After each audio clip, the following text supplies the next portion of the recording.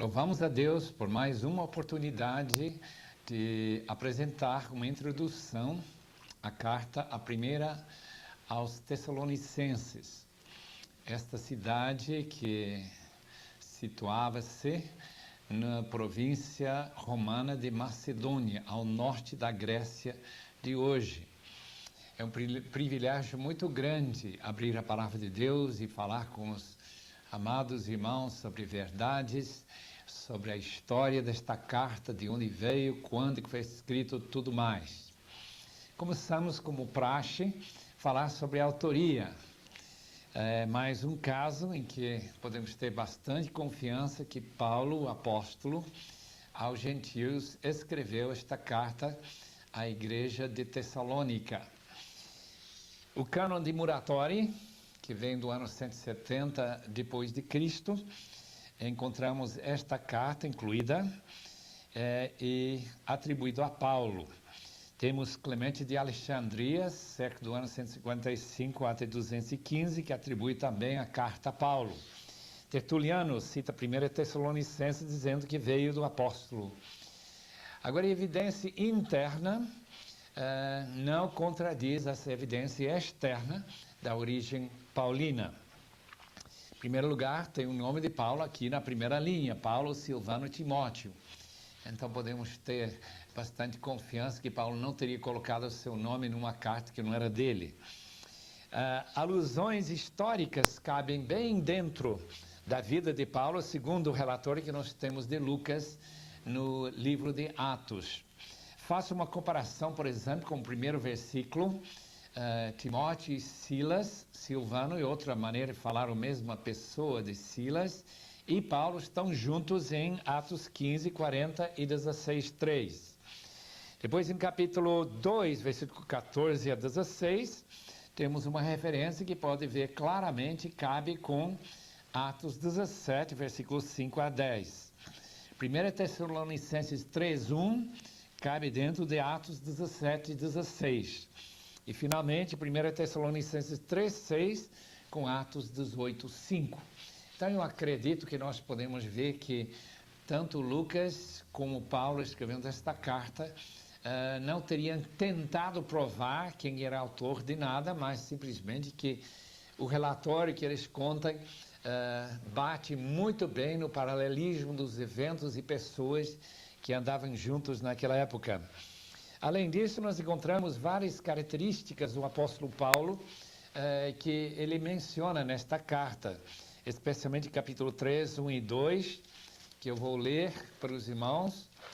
Pois que não podendo suportar mais o cuidado por vós, parecer-nos bem ficar sozinhos em Atenas, enviarmos nosso irmão Timóteo, ministro de Deus no Evangelho de Cristo, para trabalhar com a igreja de Tessalônica. Encontramos ele fazendo isso em outras ocasiões, especialmente de Éfeso para Corinto. E os liberais, aquelas pessoas que não têm nenhum compromisso com a inspiração das Escrituras, aceitam, em geral, a autoria paulina de 1 aos Tessalonicenses. Quanto à data em que esta carta foi escrita, nós podemos mais ou menos acertar uma data. Theodor Ozan, aquele famoso escritor sobre introdução, 3 volumes ao Novo Testamento, ele colocou a data de 53 depois de Cristo. Por outro lado, outro alemão, famoso historiador da igreja, Adolfo Harnack, colocou 48. A verdade deve estar bem no meio de professores como o professor Herd, o Walter Kümmel, também da Alemanha, cerca do ano 50. Agora, os evangélicos como o Thyssen, William Ramsey, McNeill colocam 51, e Donald Guthrie, nos seus 3 volumes de introdução, colocou o ano 50. Eu acredito que nós podemos assim ter bastante certeza que esta carta foi primeiramente escrita, enviada para Tessalônica entre 50 e 51 depois de Cristo. E não há problema nesta data. Destinatários. O que nós sabemos acerca da Tessalônica, podemos agora falar que era a principal cidade da Macedônia, aquela província ao norte da Grécia, como tinha a Caia no sul, a principal cidade era Corinto. Então Paulo estava interessado nessas cidades principais para implantar a igreja, para que a igreja pudesse se expandir e desenvolver na província toda.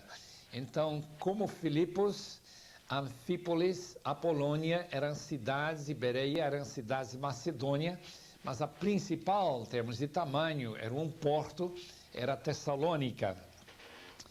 A via Egnátia, que vinha do Oriente, vai passando pela Macedônia, em direção à costa oeste da Grécia, de onde a gente podia pegar embarcação e cruzar para a Itália.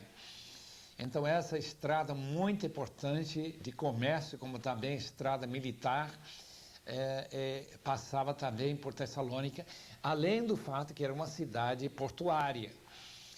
Hoje em dia, uma cidade relativamente grande. Eu tive o privilégio de visitar aquela cidade em 1962 e fiquei impressionado com o tamanho. Infelizmente, não encontrei muitos crentes em Tessalônica.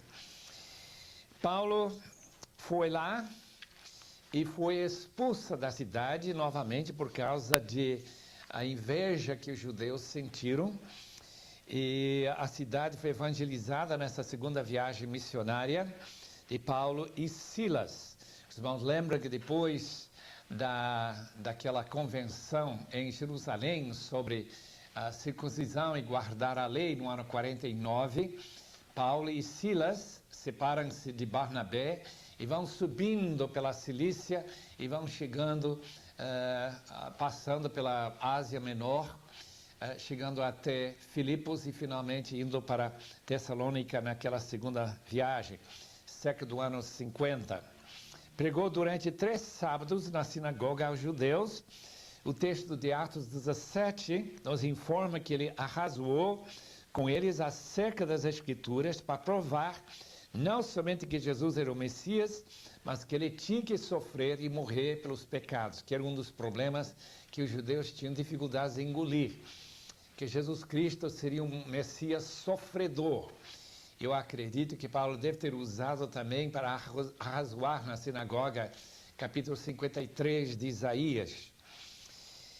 A reação diante da pregação do Evangelho foi boa, e pessoas, inclusive judeus e gentios, especialmente aqueles que eram amigos do judaísmo, chamados tementes de Deus, que se reuniram na sinagoga, mas não tinham sido circuncidados, não estavam comprometidos com a lei de Deus, guardar a lei, não tinham sido prosélitos. Eles eram as pessoas que mais facilmente se abririam para receber o Evangelho. E que uma boa parte da igreja de Tessalônica foi daqueles indivíduos. Além disso, o texto, curiosamente, menciona que muitas mulheres importantes também se converteram. Muitas mulheres distintas, capítulo 17 de Atos, versículo 4. A perseguição promovida pelos judeus, que criou uma turba que alvoroçou a cidade e levantou a suspeita de que aqueles que estão transtornando o mundo já tenham chegado até lá, nós encontramos que eles levaram essa acusação às autoridades da cidade. E as autoridades ficaram convencidas que não era bom deixar um homem como Paulo na cidade. Então, de noite, os irmãos pegaram Paulo e levaram ele para fora da cidade para ele continuar sua viagem até Bereia. Mas eles também pegaram de um dos convertidos, mencionado aqui também em Atos 17, Jasson, que ele de alguma forma pagou alguma fiança, talvez uma quantia bastante alta, para garantir que Paulo não voltaria para Tessalônica durante algum tempo. Eu acredito que Paulo deve ter passado mais uma vez na vida, mas não temos certeza sobre isso. Mas a carta é para continuar o ministério que ficou tão reduzido em tempo. Com certeza Paulo teria gasto muito mais tempo em Tessalônica se ele tivesse tido oportunidade, mas por causa dessa perseguição, ele foi encaminhado para ir para Bereia.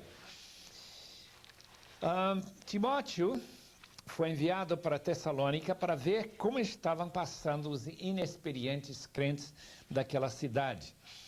Trouxe boas novas para Paulo, que se encontrava em Corinto. Então sabemos de onde esta carta foi escrita da cidade de Corinto, lá para o ano 50, 51, onde Paulo foi descendo depois de passar em Atenas. Os irmãos sabem que ele continuou sua viagem até chegar em Corinto e começar a igreja lá, onde ele passou 1 ano e meio. Então de lá ele recebeu as notícias que Timóteo trouxe para ele, e graças a Deus as notícias foram boas. Com certeza também ele recebeu algumas notícias que provocaram a escrita desta carta. Algumas notícias a respeito do que os irmãos lá estavam preocupados em relação à segunda vinda de Cristo. E também o problema que acontecia em várias igrejas que Paulo fundou, o problema de ter pessoas que estavam cometendo prostituição, fornicação nas igrejas de Paulo. Então escreve algo sobre isso. Nós encontramos que Paulo realmente tinha um grande amor e interesse para os seus novos filhos na fé em Tessalônica, na Macedônia. Ele tem outros textos, quando ele menciona os macedônios, por exemplo, em capítulo 8 de 2 Coríntios, onde ele fala da graça de Deus que caindo sobre as igrejas da Macedônia, incluindo Tessalônica, com certeza, Filipos, Apolônia e Bereia, que aqueles irmãos tiveram um grande interesse em levantar essa oferta para os necessitados em Jerusalém. Com certeza foram irmãos muito queridos e dedicados. A impressão que nós temos é muito forte nessa direção. E vamos agora parar para falar um pouquinho sobre o esboço, o conteúdo desta carta. O esboço que eu tenho aqui começa com a saudação do primeiro versículo, onde Paulo se identifica como autor junto com Silvano e Timóteo. Depois ele dá ações de graça a Deus pelos irmãos, pela fé, pela constância daqueles crentes de Tessalônica, capítulo 1, versículos 2 até 10. Depois ele entra numa explicação, versículos 1 a 16 do capítulo 2, sobre suas atividades. E com certeza porque que ele não tinha voltado para Tessalônica quando o trabalho era tão mal começado, e ele teria fugido, só que ele fugiu forçado e não porque ele queria abandonar aqueles irmãos. Depois, em quarto lugar, temos um relatório dos acontecimentos desde sua partida de Tessalônica, capítulo 2, versículo 17, até 3, versículo 10. Depois ele fala sobre sua oração para logo poder chegar a visitar aqueles irmãos, versículos 11 a 13 do capítulo 3. Em sexto lugar, ele fala uma exortação, uma vida santa, uma vida de amor fraternal, amor de família de Deus. Capítulo 4, versículos 1 até 12. Depois ele ensina algo sobre a vinda de Cristo. Este é o texto em que ele fala sobre arrebatamento, tão famoso esse texto. Capítulo 4, 13 até 5, 10. E depois exortações diversas em 5, 12 a 22. Aqueles versículos bem curtinhos, para não desprezar profecias, para julgar todas as coisas, não abafar o Espírito Santo. E finalmente, oração, saudação final e a bênção que termina esta linda carta, primeira carta aos Tessalonicenses. O que nós vamos fazer agora, no tempo que nos resta, está conversando sobre algumas das características desta carta, alguns do seu conteúdo, suas peculiaridades, e termos o privilégio de comentar e talvez explicar alguns textos. Uma das peculiaridades desta carta, como já vimos também em Filipenses, é falta de citação do Antigo Testamento. É um pouco estranho para Paulo não citar o Antigo Testamento. Ele estava tão inculcado com aquele texto que ele tinha já estudado tantos anos aos pés de Gamaliel e que já tinha com certeza decorado tantos textos. É um pouco estranho não encontrar.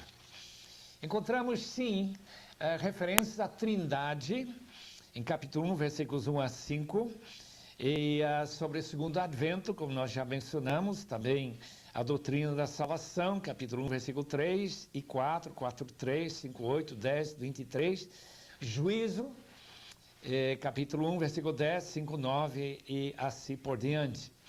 Quer dizer, ainda que não seja uma carta muito voltada à doutrina, por exemplo, como Efésios ou Romanos, nós encontramos aqui estas referências à Trindade, a juízo, a segunda vinda, a essas doutrinas. Na introdução, encontramos Paulo junto com Silvano e Timóteo, justamente aqueles companheiros que acompanhavam Paulo na sua segunda viagem missionária. É interessante que Silvano tivesse estado com Paulo, porque nós descobrimos que este mesmo Silvano, creio eu, não temos absoluta certeza, é aquele que também estava com Pedro em Roma, quando ele escreveu 1 de Pedro. E o interessante, fazendo uma comparação do grego, do estilo de 1 Tessalonicenses, juntamente com 1 de Pedro, encontramos que esta frase que nós encontramos através de Silvano, que Paulo escreveu esta carta, foi seu amanuense, e talvez teria ajudado também na escrita, na redação de 1 de Pedro. Pelo menos assim pensa o professor, escritor, comentarista E.G. Selwyn, que escreveu um comentário muito valioso sobre 1 de Pedro. E ele então calcula que o que nós temos aqui, a influência na redação de 1 Tessalonicenses, como também de 1 de Pedro, e que dá para ver esta qualidade de grego e estilo que encontramos nas duas cartas. Eu acho interessante que nesta carta aos Tessalonicenses, Paulo não se identifica como apóstolo. Veja como ele começa a sua carta. Paulo, Silvano e Timóteo, a igreja dos Tessalonicenses em Deus Pai e no Senhor Jesus Cristo, graça e paz a vós outros. Não menciona o seu apostolado. Naturalmente, nós poderíamos especular que a razão que ele não menciona o apostolado é simplesmente o fato que aqui não está combatendo nenhuma heresia e sua autoridade como apóstolo não está em jogo. A razão em que Paulo enfatiza o apostolado, escrevendo para os Gálatas, os Coríntios e outros, é justamente por causa desta necessidade de mostrar sua autoridade. Paulo fala, nesse primeiro parágrafo, depois da saudação, ele fala sobre a operosidade da fé, da abnegação do amor e a firmeza da esperança em nosso Senhor Jesus Cristo. Ninguém vai esquecer, eu creio, que 1 Coríntios 13 também fala sobre amor, fé e esperança, às vezes em diferentes ordens. Mas essas três virtudes, ou qualidades da vida cristã, são absolutamente o cerne de nossa vida. Uma vida de fé, uma vida de amor e uma vida de esperança. Então, Paulo usa esses outros adjetivos para descrever a operosidade dessa fé.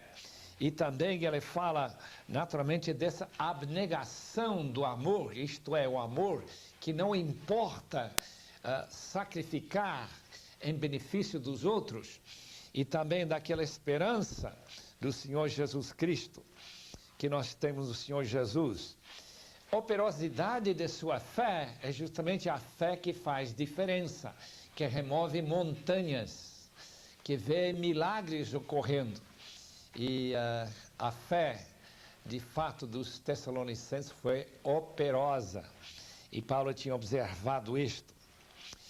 A pregação não se caracterizou senão em mais do que anunciar a mensagem, mas também na manifestação do poder do Espírito.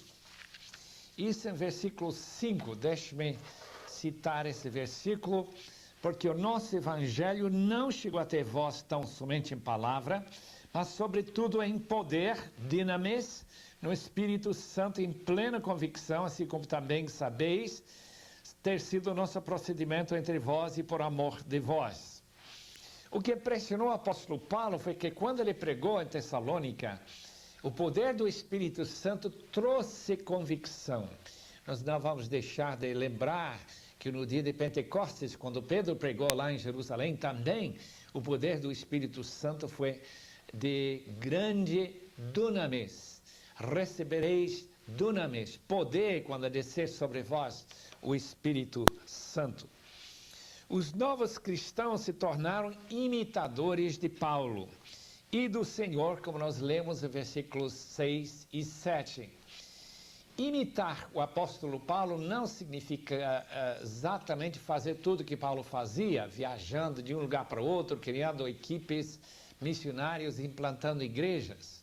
Não, quando ele usa esta palavra imitar, ele está dizendo imitar as atitudes e mostrar os mesmos interesses em buscar em primeiro lugar o reino. Paulo com certeza estava bastante confiante de que estes irmãos em Tessalônica tinham se convertido de verdade. Porque quem quer imitar uma pessoa tão consagrada e dedicada ao serviço do Senhor como era o apóstolo Paulo, com certeza tem esse interesse por causa do Espírito em sua vida, Cristo realmente vivendo dentro de sua vida. Em oitavo lugar, queremos conversar um pouquinho sobre a palavra servirdes o Deus vivo. A palavra servir traduz a palavra doulo, ou um verbo que significa ser escravo. Já mencionamos em outra ocasião que havia mais de metade da população do Império Romano era escrava. Então, em Tessalônica havia muitos escravos. Era muito fácil o apóstolo Paulo usar esta palavra porque descrevia qual a atitude que os tessalonicenses tiveram logo que eles aceitaram Jesus como Senhor de sua vida. Eles queriam de fato servir o Senhor como escravos. Naturalmente, eles sentiram com o sangue de Cristo que eles tinham sido comprados e que tinham sido tirados do poder satânico, onde eles já eram escravos para ser escravos do Senhor vivo. Naturalmente, não é escravo que não quer servir ao seu Senhor, mas aquela escravatura gostosa de estar seguro em comunhão com seu Senhor e saber que o Senhor sabe o que é melhor para a sua vida. É uma ideia muito interessante que nós hoje em dia quase não pensamos, que sejamos escravos e que nossa conversão foi para servir como escravo ao nosso Senhor e Salvador. Número 9. Todos que não conhecem a Deus e são desobedientes são chamados filhos da ira. Esse filho da ira significa que a ira caracteriza essas pessoas. Nós lemos em 1:10, para guardar dos céus o seu Filho, a qual ele ressuscitou dentre os mortos, Jesus que nos livra da ira vindoura. Essa ira vindoura do versículo 10 é a ira do inferno, da perdição. Lago de Fogo, segundo capítulo 19 de Apocalipse. Amado estudante da palavra, esta vida que pode passar com o mínimo de manifestação da ira de Deus para os incrédulos, sempre vai ser compensado essa falta de ira nesta vida, manifestação dessa ira, na ira vindoura, o juízo final, a segunda morte. Os filhos da ira são as pessoas que não se convertem, que não se entregam, que caminham paulatinamente, dia após dia, sem preocupar-se com o destino de suas almas. Eles caminham para o dia da ira do Cordeiro. E seria tão importante para nós informarmos essas pessoas do imenso perigo que eles estão passando. Me lembro daqueles que foram pegos por aquele incêndio no prédio Andraus, aqui no centro da cidade de São Paulo, quase 20 anos ou mais atrás. E como essas pessoas foram presos lá dentro, e durante alguns minutos que talvez eles podiam ter escapado, mas ninguém avisou que eles já eram condenados a morrer naquele terrível incêndio por falta de informação. Outras pessoas que podiam ter se salvado, mas correram na direção errada e foram pegos e mortos por aquele terrível fogo. A ira vindouro será assim. Número 10. Seria possível que havia em Tessalônica os que acusaram Paulo de motivos interesseiros? É uma pergunta. Do jeito que Paulo fala em 1 Tessalonicenses, nós encontramos Paulo se defendendo. Por exemplo, versículo 3 do capítulo 2. Pois a nossa exortação não procede de engano, nem de impureza, nem de se baseia em dolo. Pelo contrário, visto que fomos aprovados por Deus, a ponto de nos confiar Ele o Evangelho, assim falamos, não porque agrademos a homens, e sim a Deus que prova nosso coração. A verdade é que nunca usamos de linguagem de bajulação, como sabeis, nem de intuitos gananciosos. Deus disto é testemunha. Dá para entender, mais ou menos, que Paulo está se defendendo de algumas acusações que podiam ter corrido por aí facilmente. Talvez Timóteo trouxe uma ideia de que havia alguns judeus, aqueles que tinham inveja de Paulo. Lembra que Jesus disse que eles corriam terra e mar para ganhar um só prosélito? Mas Paulo tinha tanta eficácia, tantas pessoas se converteram, que os judeus tinham que explicar que ele era uma pessoa gananciosa, uma pessoa que tinha motivação impura e não certa. Paulo se defende, não é bem assim não. Ele amava as pessoas, ele queria ver as pessoas sendo ganhas para Cristo e não estava interessado em tirar dinheiro do bolso desses novos convertidos. Com certeza ele não quis fazer comércio do Evangelho. Assim ele fala para aqueles irmãos aí. Paulo argumenta em 1 Coríntios capítulo 9 que o trabalhador na seara do Senhor tem direito ao seu salário e que não é a vontade de Deus que se amordaça a boca do boi que vai trilhando, né? Aquela debulha do trigo daquela época, era os bois passando em cima daquele trigo. Paulo diz, esse boi precisa poder comer também. Mesmo assim, o apóstolo Paulo diz que ele não aproveitava esse privilégio de viver assim, exigindo que os irmãos pagassem o seu salário e dessem algo para ele comer. Ele trabalhava com suas mãos, ele não quis ser pesado para aqueles irmãos, muitos deles muito pobres, sabemos disso em 2 Coríntios 8, em que ele fala que essa oferta que eles deram foi uma oferta de grande pobreza, profunda pobreza daqueles irmãos da Macedônia. Podemos dar graças a Deus que ele não se interessou por esse motivo e não quis depender da hospedagem sem ele trabalhar como fazedor de tendas ou até talvez trabalhando em outro ofício. Número 12. A ira que sobreveio contra os judeus por causa da perseguição em 2:16 e a tentativa de impedir que o evangelho seja pregado aos gentios é principalmente demonstrado na rejeição do evangelho, como nós encontramos em Romanos capítulos 1 até 3. Como que a ira de Deus, que capítulo 1, versículo 18 de Romanos se manifesta? Se manifesta entre nós e que depois de ouvir o evangelho, a pessoa endurece o coração, rejeita o evangelho, e em vez de ouvir a pregação mais, ele se levanta para perseguir. E Paulo diz, como ele fala para os Filipenses, capítulo 1, versículo 27 e 28, que isto é sinal da condenação eterna dessas pessoas perseguidoras. Paulo também foi perseguidor da igreja, mas ele recebeu misericórdia, disse, porque ele não entendeu o que ele estava fazendo. E Deus o perdoou maravilhosamente. Nós já temos comentado que esta perseguição lá em Tessalônica era dos judeus, partiu dessa inveja tão característica como os judeus tinham na época de Jesus. Mas o apóstolo deixa muito claro que um dia Deus vai graciar os judeus com a salvação e que ele vai retirar dos judeus a iniquidade. Leia com cuidado Romanos 11, versículos 25 e 26, onde ele fala da conversão futura da geração última, antes da segunda vinda de Cristo, dos judeus que hão de se converter.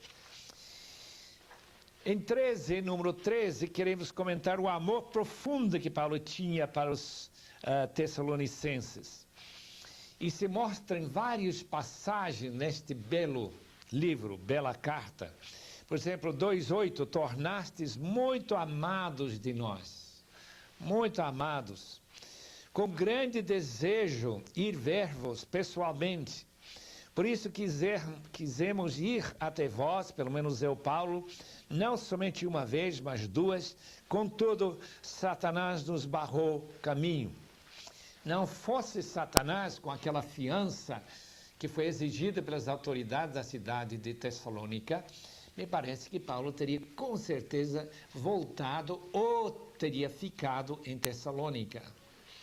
Mas como Satanás não permitiu que ele voltasse, este grande amor que ele tinha para seus recém-nascidos crianças na fé, então ele ficou frustrado. E ele quis que ele muito queria chegar lá. Mas isso já levanta um outro ponto que nós queremos comentar. Que direito tem Satanás de barrar o caminho do apóstolo? Que autoridade tem este anjo caído, creio, um arcanjo, chamado o diabo, Satanás, a antiga serpente, de barrar o caminho do apóstolo? Somente se Deus permitir. Às vezes nós pensamos dualisticamente, como se Satanás fosse um poder igual ao poder de Deus, mas isto não é bíblico. Nós encontramos passagens como estas que dão a impressão que Satanás tem plena liberdade de fazer o que ele quer. Mas tem outras passagens muito claras, especialmente no livro de Jó, que mostram claramente que Satanás é seguro pela mão de Deus, que ele não pode fazer tudo o que ele quiser. E que quando nós somos atacados por Satanás é pela permissão de Deus e para nosso bem. Com certeza foi para o bem também em Tessalônica, que Deus foi criando líderes dentro da igreja sem a ajuda do apóstolo Paulo. E com certeza a razão que nós temos as duas cartas às Tessalonicenses é porque Paulo foi barrado por Satanás. Imagina aquela igreja que não existe mais em Tessalônica, uma cidade grande na Grécia hoje. Nós temos estas preciosíssimas cartas do apóstolo Paulo por causa desta atividade satânica que não permitiu que Paulo voltasse até aquela cidade. Então, sua liberdade é uma liberdade condicional. Deus permite e Satanás age. Mas se Deus não permitir, nada que ele pode fazer. Número 15.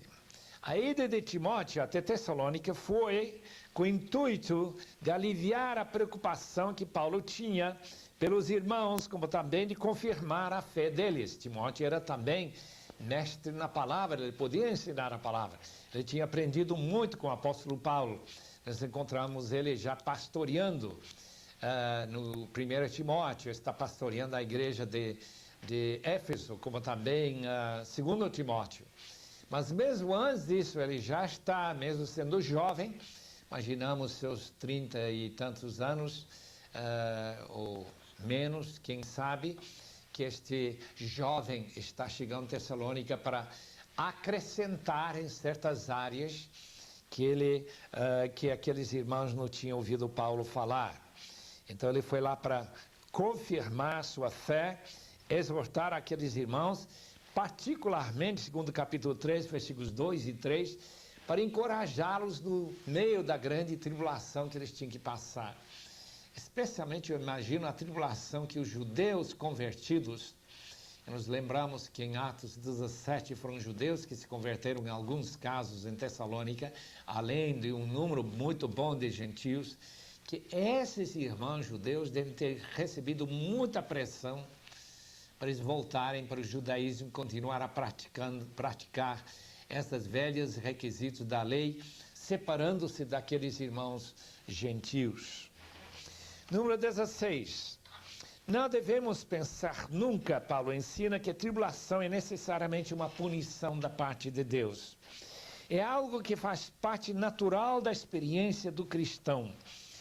E Paulo tinha predito em capítulo 3, versículo 4, que a perseguição e a aflição atingiria os irmãos em Tessalônica. Escuta essas palavras, capítulo 3, versículo 4.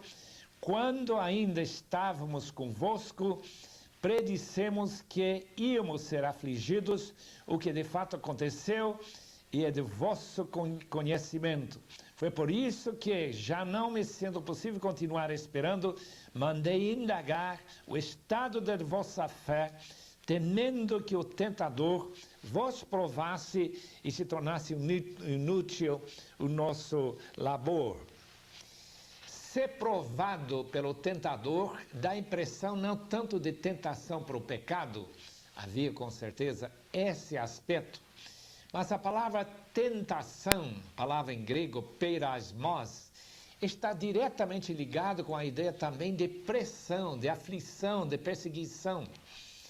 Então, quando Satanás, como leão, vai perseguindo, quando ele coloca medo no coração, quando ele tira qualquer segurança que o crente tem, nesse caso, Paulo estava com medo. Com certeza, se nossas igrejas fossem pressionadas como as igrejas do primeiro século, segundo século, quando a perseguição de Roma e depois perseguição dos colegas judeus foi apertando, é muito fácil as pessoas voltarem para trás. Jesus mencionou isso quando ele falou da semente que caiu na terra e não produziu nada porque não tinha raiz, isto é, não tinha segurança para poder enfrentar a pressão da perseguição e outras tentações também vindo da parte de Satanás. A Bíblia mostra, em 1 de Pedro, capítulo 1, versículos 6 e 7, que a provação da nossa fé é muito valiosa para nós. É como quem apura ouro para tirar as impurezas. Então nós crescemos muito na perseguição e também na provação. Naturalmente Deus não tenta as pessoas para pecarem, mas Ele permite que Satanás e outros meios, homens maus, perseguem os irmãos.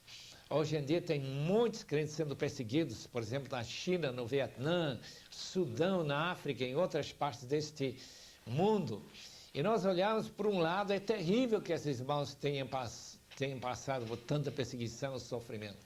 Por outro lado, podemos dar graças a Deus que a fé deles já está sendo purificada para a grande glória de nosso Deus. Assim diz 1 de Pedro, capítulo 1, versículos 6 e 7. 18º. O alívio e o encorajamento que Timóteo trouxe de Tessalônica animou Paulo até o ponto de compará-lo a uma ressurreição dentre os mortos. Deixe-me mostrar esse versículo 8. Porque agora vivemos, se é que estáis firmados no Senhor.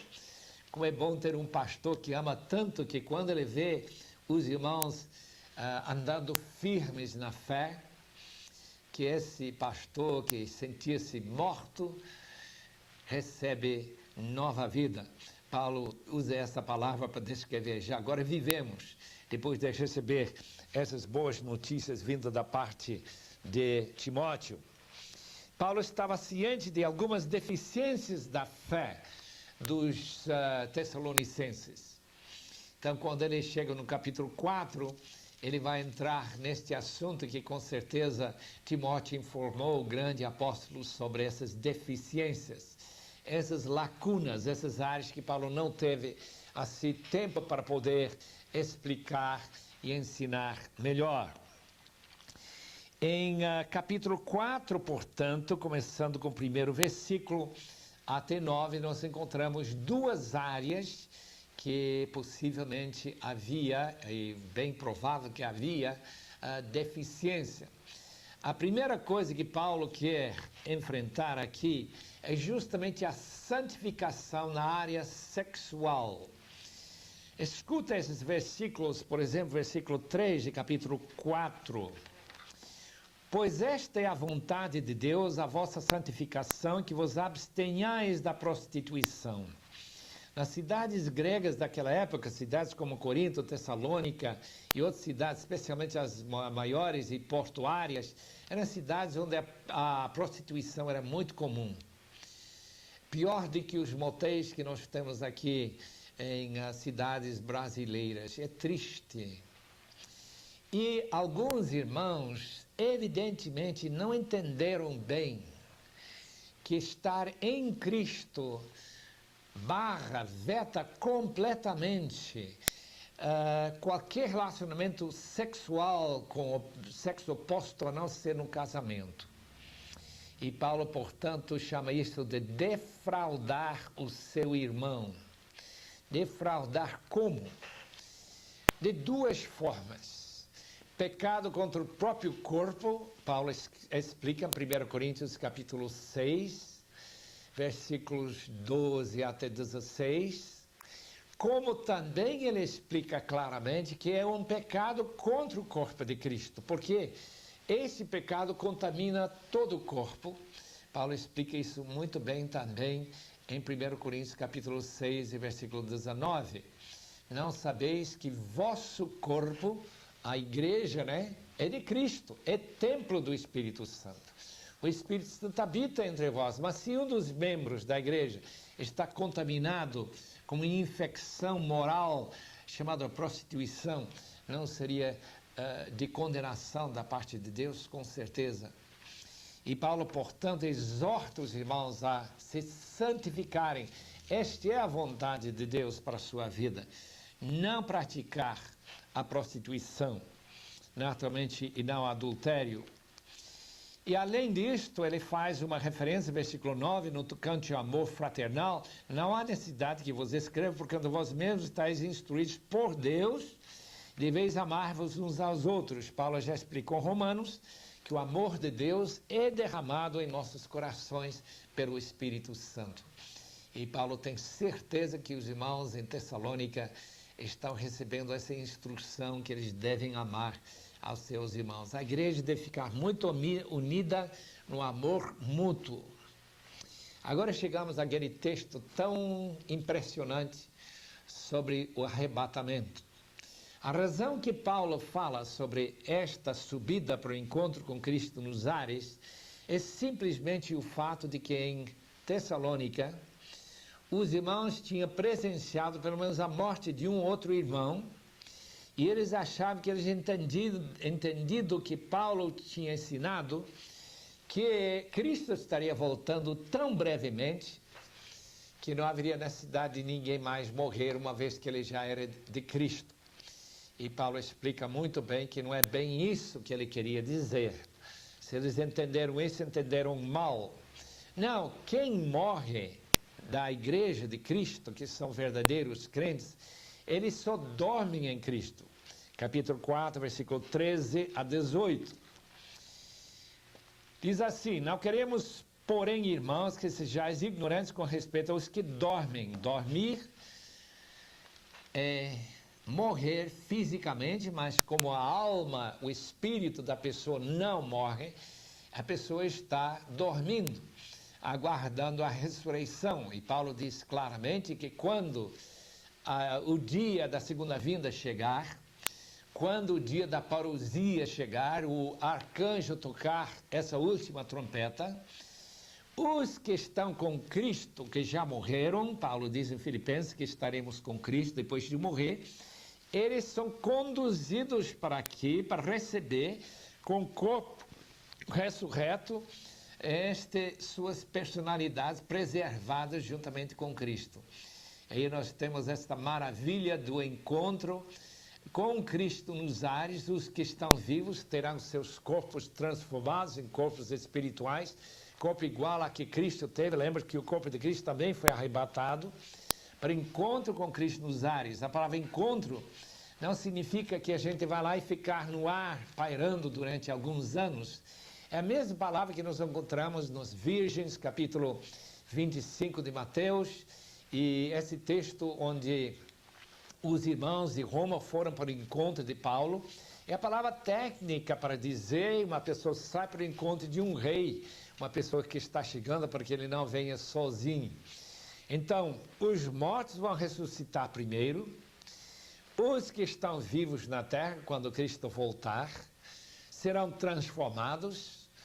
Os dois grupos vão se unir junto com Cristo para acompanhá-lo na sua vinda à terra. E vai ser o começo, então, do seu reino aqui na terra. Graças a Deus por esse alívio que ele teve para contar para aqueles irmãos em Tessalônica. Nós já falamos sobre o encontro nos ares. Mateus 25:6 trata das virgens que são ao encontro com o noivo. E Lucas usa essa palavra quando aqueles irmãos saem de Roma para 3 vendas e a praça de Ápio, capítulo 28 de Atos e versículo 15. Quando o texto diz, em capítulo 5, de 1 Tessalonicenses, que a vinda do Senhor será como ladrão, é interessante notar que ele não vem como ladrão para os crentes. Quando diz aqui, versículo 2, vós mesmos estáis inteirados com precisão que o dia do Senhor vem como ladrão de noite. Quando andarem dizendo paz e segurança, eis que lhes sobrevirá repentina destruição, como vêm as dores de parto a que está para dar à luz, e de modo nenhum escaparão. Isto é, não haverá oportunidade para as pessoas, quando Cristo está voltando, se converter. Tem que se estar convertido antes de Cristo voltar. Mas vós, irmãos, não estáis em trevas para que esse dia, como ladrão, vos apanhe de surpresa. A vinda de Cristo vai ser prenunciada para os crentes de várias maneiras. Lembra que Jesus disse que quando a árvore começa a folhar, podem saber que o verão está para chegar. E com certeza, Noé sabia que o dilúvio ia começar quando ele terminou a arca. Ele não ficou lá com a arca pronta durante 50 anos esperando essa primeira chuva. Não, mas quando a Bíblia diz que todo o evangelho será pregado a todo mundo, quando nós soubermos que não há nenhuma tribo, povo, língua, nação que não tenha ouvido falar de Cristo, podemos ter bastante certeza que Jesus está às portas e que nós não vamos ser surpreendidos pela sua vinda. Muito bem. Interessante. Capítulo 5, versículo 14. Exortamo-vos também, irmãos, que admoesteis os insubmissos, consoleis os desanimados, ampareis os fracos, e sejais longânimos para com todos. A igreja tinha insubmissos. Talvez as pessoas que estavam acusando Paulo de ter interesses financeiros em pregar o evangelho. Havia outras pessoas que tinham visto algum ente querido morrer, que estava em Cristo. Eles precisam de consolação. E também havia alguns fracos, talvez aquelas pessoas que, já tendo vivido a sua vida na prostituição, são tentadas a continuar a se prostituindo. Paulo diz que aqueles irmãos que vos exortam, aqueles pastores da igreja, aqueles bispos que nós já vimos em Filipenses capítulo 1, versículo 1, eles devem dar aquele apoio, aquela ajuda pastoral. É importante nesse versículo 14 encontrar referências do que significa ser pastor. cuidar dos insubmissos, consolar os tristes e, naturalmente, amparar os fracos na sua fé. Nós encontramos nesse grande capítulo 5 também uma referência a apagar o espírito. Jogar areia em cima do fogo do espírito. A palavra apagar significa apagar fogo.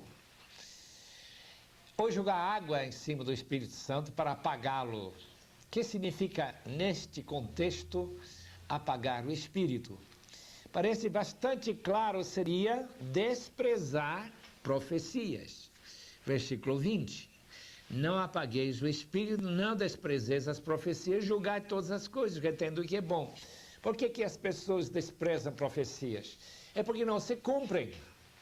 Deve ter acontecido também em Tessalônica, que havia profecias que não se cumpriram.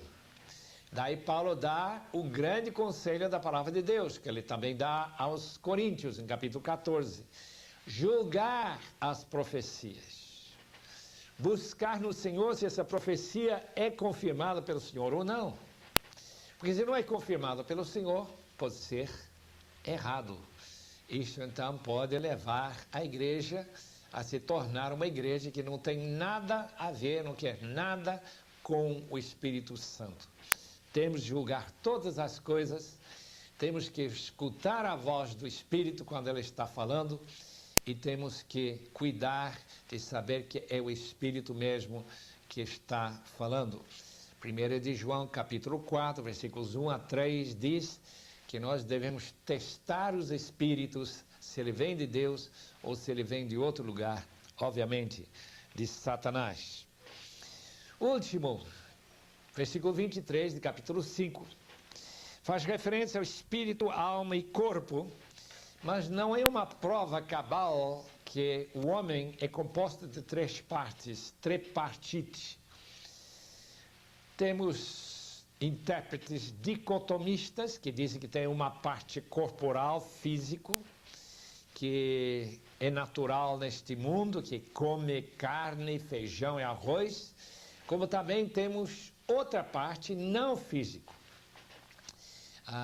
que inclui a mente, que inclui pensamentos, que inclui nossa alma, que vivifica este corpo, que inclui nosso espírito, que se vivifica pela presença do Espírito Santo conosco, assim por diante. Temos uma parte material, uma parte imaterial. Essa posição é chamada dicotomista, mas também tem a posição tricotomista. Homens como vários estudiosos, como Gleason Archer, no seu trabalho sobre dificuldades da Bíblia, ele usa isso como um reflexo do fato que nós fomos criados na imagem de Deus. Como Deus é triuno, nós também somos triuno, corpo, alma e espírito. É interessante, né? Encontrar essas divergências. Até hoje ninguém sabe para dizer finalmente como que é isso. Mas Deus os abençoe. Como sempre, nós gostaríamos de recomendar alguns livros. Temos o panorama do Novo Testamento, que nós gostamos de recomendar. Eu acho que seria muito útil. Temos o Novo Testamento do Dr. Merrill Tenney, que é Novo Testamento, sua origem e análise. Temos o famoso manual bíblico, que estuda cada livro da Bíblia. Então, tem um estudo bom sobre 1 Tessalonicenses. Temos as anotações na Bíblia Shed. Temos aquele livro sobre examinar as Escrituras, do Dr. Sidlow Bagster. Temos o novo comentário da Bíblia e temos o novo dicionário da Bíblia também, que a gente pode buscar artigos sobre a carta aos Tessalonicenses, sobre a cidade de Tessalônica, os nomes dos indivíduos, por exemplo, como Silvano, e o seu papel que ele desempenhou em escrever a carta aos Tessalonicenses. Assim, nós encerramos nosso estudo sobre 1 Tessalonicenses, pedindo a Deus que Ele abençoe ricamente todos os estudiosos da Palavra de Deus.